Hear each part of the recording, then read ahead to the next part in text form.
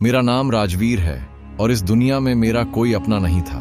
ना कोई परिवार, ना कोई साथी, ना कोई दोस्त जो मेरी पीठ थपथपाए या मेरे दुख में साथ दे। मैंने बचपन से ही सीख लिया था कि जिंदगी की इस जंग में जीतने के लिए दिमाग की चालाकी और दिल की सख्ती दोनों जरूरी है, क्योंकि जो कमजोर होता है वह कुचल दिया जाता है। मैं अनाथ था और अनाथ आश्रम में बड़ा हुआ था, जहां हर दिन भूख और अपमान का सामना करना पड़ता था। इसलिए मैंने फैसला किया कि मैं किसी पर निर्भर नहीं रहूंगा। मैंने छोटी मोटी ठगी शुरू की। कभी लोगों को झूठ बोलकर पैसे ऐंठता, कभी बाजार में सामान बेचने के बहाने से ग्राहकों को धोखा देता, लेकिन मैं कभी हिंसा नहीं करता था। मेरी शक्ल साफ सुथरी थी, बातें मीठी और आंखें चालाक, इसलिए लोग आसानी से मेरे जाल में फंस जाते थे। लेकिन इस बार जो शहर मैंने चुना था, वहां का पुलिस इंस्पेक्टर बहुत होशियार था। उसे मेरी हरकतों पर शक हो गया था और उसने मेरे पीछे जासूस लगा दिए थे। मैं जानता था कि अगर पकड़ा गया तो सीधे सलाखों के पीछे जाऊंगा, जहां से निकलना नामुमकिन होगा। इसलिए मैंने तय किया कि कुछ दिनों के लिए गायब हो जाऊं और ऐसी जगह छिप जाऊं जहां कोई मुझे न ढूंढ सके। शहर से दूर एक घने जंगल के बीच में एक पुराना मंदिर था जो सदियों से वीरान पड़ा था। मैंने सुना था कि वहां कोई नहीं जाता क्योंकि वह जगह श्रापित मानी जाती है, लेकिन मेरे लिए यह सही ठिकाना था, क्योंकि वहां ना कोई गांव था, ना कोई राहगीर। जंगल इतना घना था कि सूरज की किरणें भी मुश्किल से नीचे पहुंचती थीं। पेड़ों की घनी छांव में छिपा वह मंदिर पत्थरों से बना था, जिसकी दीवारें लताओं से ढकी हुई थीं। दरवाजा आधा टूटा हुआ था और अंदर घुप अंधेरा था। मैंने सावधानी से अंदर कदम रखा और महसूस किया कि हवा ठंडी और स्थिर है, जैसे समय यहां रुक गया हो। फर्श पर धूल की मोटी परत जमी हुई थी। दीवारों पर पुरानी मूर्तियां थीं जो टूट फूट गई थीं। कोनों में जाले लटक रहे थे और पुराने दीपक बुझ चुके थे। मंदिर के मुख्य कक्ष में एक बड़ी सी मूर्ति थी जो एक देवी की लग रही थी, लेकिन उसका चेहरा धुंधला हो चुका था। उसके पास कुछ पुराने बर्तन और किताबें बिखरी हुई थीं, जिन पर फफूंद लग चुकी थी। हर तरफ सन्नाटा था और सिर्फ पत्तों की सरसराहट बाहर से आ रही थी। मैंने एक कोने में बैठकर आराम करने का फैसला किया, क्योंकि थकान से मेरी हड्डियां दुख रही थीं। लेकिन जैसे ही मैं लेटा, मेरी नजर दीवार पर एक पुरानी चित्रकारी पर पड़ी जो एक युवती की थी। वह साड़ी में लिपटी हुई थी। उसके बाल लंबे और घने थे, आंखें बड़ी और गहरी, चेहरे पर एक हल्की उदासी लेकिन मुस्कान भी थी। ऐसा लग रहा था जैसे चित्रकार ने उसे जीवंत बना दिया हो। मैंने करीब से देखा और बुदबुदाया, हे देवी जैसी दिखने वाली, लगता है यह तुम्हारा मंदिर है। मैं एक साधारण ठग हूँ जो यहाँ छिपने आया है। कृपया मुझे मत सताओ। मैंने खुद पर हंसा, क्योंकि मैं एक चित्र से बात कर रहा था, लेकिन तन्हाई ने मुझे ऐसा बना दिया था कि मैं खुद से ही बातें करता रहता था। मैं उसी चित्र के सामने फर्श पर लेट गया और एक पुराने कपड़े को तकिया बनाकर सोने की कोशिश की। रात गहराती गई और सन्नाटा डरावना होता गया। जंगल की आवाजें जैसे मंदिर में घुस रही थीं। उल्लू की पुकार, पत्तों की सरसराहट और दूर किसी जानवर की दहाड़। मैं आंखें बंद किए लेटा रहा, लेकिन नींद नहीं आ रही थी। दिमाग में हजार विचार घूम रहे थे। मैंने फिर चित्र वाली युवती से बात शुरू की। तुम्हारा नाम क्या होगा? मैं तुम्हें रानी कहूंगा, क्योंकि तुम राजकुमारी जैसी लगती हो। तुम्हारे जमाने में क्या हुआ होगा? शायद कोई दुखद कहानी होगी जो तुम्हारी आंखों में दिखती है। मैं भी दुखी हूँ, लेकिन मैं डरता नहीं हूँ। मैंने ये बातें की और अचानक लगा जैसे चित्र में वह मुस्कुराई हो। मैं चौंक कर उठ बैठा, लेकिन चित्र वैसा ही था। मैंने खुद को डांटा कि थकान की वजह से वहम हो रहा है। फिर लेट गया और आखिरकार नींद आ गई। सुबह जब आंख खुली तो मंदिर में एक अजीब खुशबू फैली हुई थी, जैसे ताज़ा रोटियां सेंकी जा रही हो। मैंने देखा तो मेरे सामने एक छोटी सी थाली रखी हुई थी, जिसमें गर्मा गर्म पूरियां थीं, साथ में आलू की सब्जी, दही और गुड़।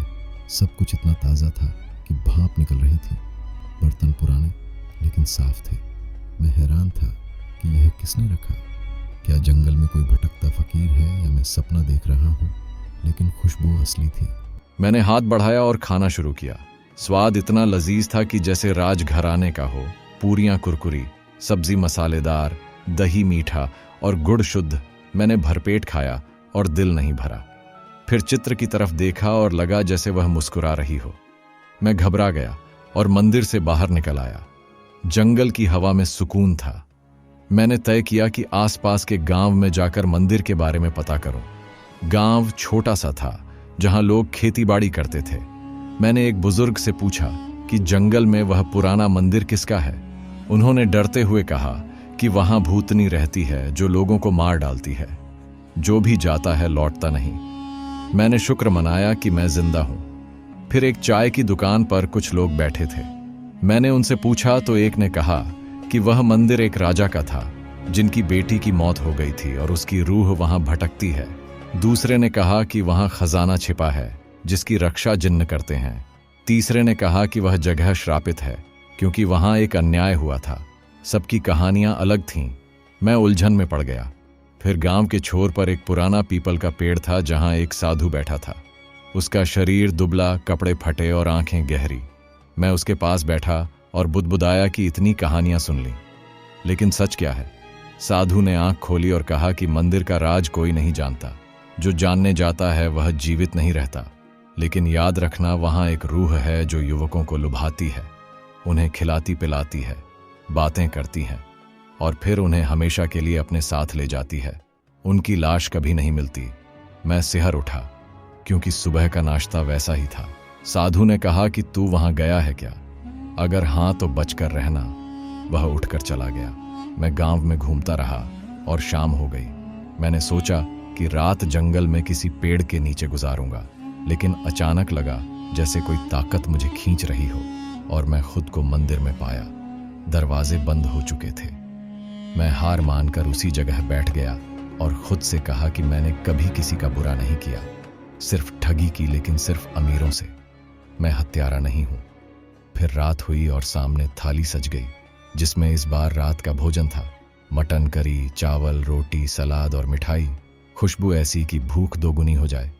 मैंने सोचा कि अगर मौत आनी है तो अच्छा खाकर मरूं। मैंने खाना शुरू किया। स्वाद अवर्णनीय था। मटन नरम, मसाले संतुलित, मिठाई मीठी, लेकिन ज्यादा नहीं। मैं खाता रहा और चित्र की तरफ देखता रहा। फिर नींद आई और मैं सो गया। सुबह आंख खुली तो चित्र गायब था, फ्रेम खाली। मैं डर गया और मुड़कर देखा तो वही युवती सामने खड़ी थी, साड़ी में, बाल खुले, आंखें बड़ी लेकिन मुस्कान कृत्रिम। मैं पीछे हटा और कहा, मुझे जाने दो, मैंने तुम्हारा क्या बिगाड़ा? वह हंसने लगी और बोली, अगर बुरा करना चाहती तो क्या तुम्हें खाना देती, रात सोने देती? मैं इंसान नहीं हूं। दिन में चित्र में कैद रहती हूं, रात में आजाद। मैंने कहा, तुम मुझे नुकसान तो नहीं पहुंचाओगी? उसने कहा, नहीं, बस बात करो। मैं तन्हा हूं, तुम अच्छे लगे। मैं बैठ गया और हम बातें करने लगे। मैंने पूछा, गांव वाले कहते हैं तुम युवकों को मार देती हो। उसने कहा, वो झूठ है। मैं खुद श्रापित हूं, एक गुनाह की सजा जो मैंने नहीं किया। मुझे कैद किया गया है। मैंने कहा, क्या कोई रास्ता है आजादी का? उसने कहा, अगर कोई सच्चा दिल वाला मेरा हाथ पकड़कर मुझे मंदिर से बाहर ले जाए तो मैं मुक्त हो जाऊंगी, लेकिन आजकल नेक लोग कहां, सब स्वार्थी हैं। मैंने कहा, मैं ठग हूं, बुरा इंसान। उसने कहा, फिर भी सुनाओ अपनी कहानी। मैंने बताया कि मैं अनाथ था, आश्रम में बड़ा हुआ, वहां अपमान सहा, फिर ठगी शुरू की क्योंकि जीना था, लेकिन कभी गरीबों को नहीं ठगा, सिर्फ अमीरों को। वो सुनती रही और बोली, तुम अच्छे हो, अगर बुरे होते तो भाग जाते। मैंने तुम्हें भूखा देखा तो खाना बनाया। हम बातें करते रहे और सुबह हो गई। मैंने उसका हाथ पकड़ा और कहा, चलो कोशिश करते हैं। मैंने उसे बाहर खींचा और वह मुक्त हो गई। वो खुशी से चीखी कि मैं आजाद हूं। फिर मुझे एक पुरानी शॉल दी और कहा, रखो, सर्दी में काम आएगी। वह गायब हो गई। मैंने शॉल पहनी और जेब में हाथ डाला तो सोने का सिक्का मिला। फिर दोबारा हाथ डाला तो फिर सिक्का, हर बार नया सिक्का।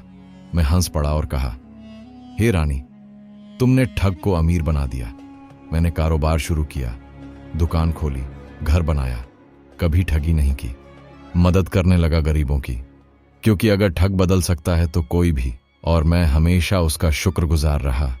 लेकिन एक दिन जब मैं शॉल की जेब में हाथ डाला तो सिक्के आने बंद हो गए और अचानक एक छाया दिखी, जैसे वह लौट आई हो और बोली, राजवीर, मैं वापस आई हूं। क्योंकि मैंने उस छाया की तरफ देखा जो धीरे धीरे साफ होती जा रही थी। और वहां फिर से वही युवती खड़ी थी जिसे मैं रानी कहता था।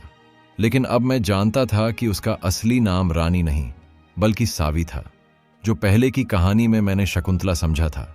लेकिन अब वह मेरे सामने थी और उसके चेहरे पर वही पुरानी मुस्कान थी, लेकिन इस बार उसमें एक गहरा दुख छिपा हुआ लग रहा था, जैसे कोई बोझ उसके दिल पर हो।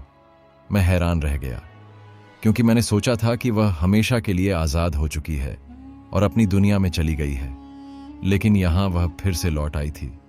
मैंने कांपते हुए आवाज में कहा, सावी, तुम वापस क्यों आई हो? क्या तुम्हारी आजादी छिन गई है या कोई नई मुसीबत आ गई है? उसने गहरी सांस ली और उसकी आंखों में आंसू चमकने लगे, जैसे बरसों का दर्द एक बार फिर उभर आया हो। वह धीरे से बोली, राजवीर, मैं आजाद तो हो गई थी, लेकिन आजादी के बाद मुझे एहसास हुआ कि मेरी कैद सिर्फ उस मंदिर तक नहीं थी, बल्कि मेरी रूह में एक और श्राप छिपा हुआ है जो मुझे पूरी तरह मुक्त नहीं होने देता।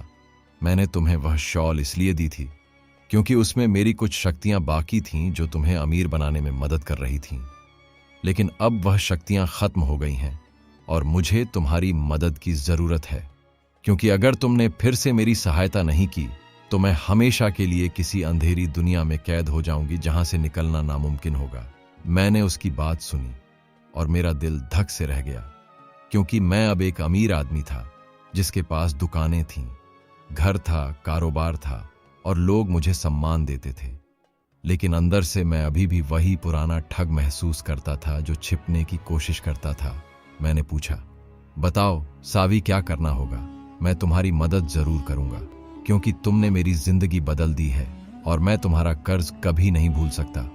उसने चारों तरफ देखा जैसे कोई सुन न ले और फिर फुसफुसाते हुए कहा कि मेरी कैद का राज एक पुरानी किताब में छिपा है, जो उस जंगल के गहरे हिस्से में एक गुफा में रखी हुई है, जहां कोई इंसान नहीं जाता, क्योंकि वहां खतरनाक जानवर हैं और अंधेरा इतना घना है कि दिन में भी रात लगती है। उस किताब में वह मंत्र लिखा है जो मेरे श्राप को पूरी तरह खत्म कर सकता है, लेकिन किताब को हासिल करने के लिए एक नेक दिल वाले इंसान की जरूरत है, जो बिना डरे वहां जाए और किताब को पढ़कर मंत्र का जाप करे।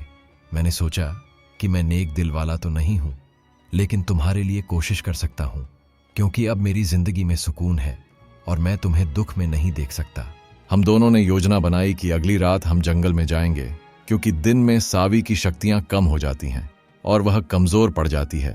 मैंने घर जाकर तैयारी शुरू की, जैसे मशालें लीं, चाकू लिया, कुछ खाने का सामान रखा और दिल में डर था लेकिन हौसला भी था, क्योंकि सावी ने मुझे बताया था कि गुफा में प्रवेश करने के लिए एक पहेली हल करनी होगी जो सदियों पुरानी है और केवल सच्चे दिल वाला ही हल कर सकता है।